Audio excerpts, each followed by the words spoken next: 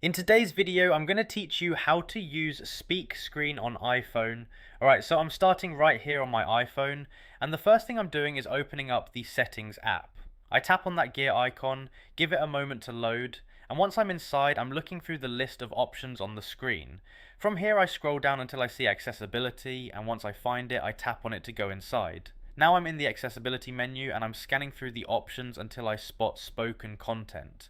When I see spoken content, I tap on it and that takes me into the section where these reading features are managed. Alright, now that I'm on the spoken content screen, I can see the option labeled speak screen. This is what I'm looking for, so I go ahead and tap the toggle to turn speak screen on. The change applies immediately, so there's nothing else I need to confirm or save. Once that's done, I pause here for a moment just to make sure the toggle stays enabled and everything looks right. If I ever want to turn it off again, I just tap the same toggle and it switches right back, so it's easy to adjust whenever needed.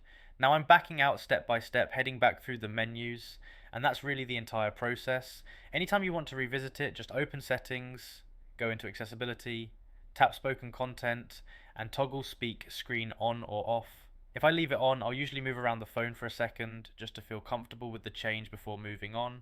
It's simple to come back here later and adjust it again if I decide I want something different.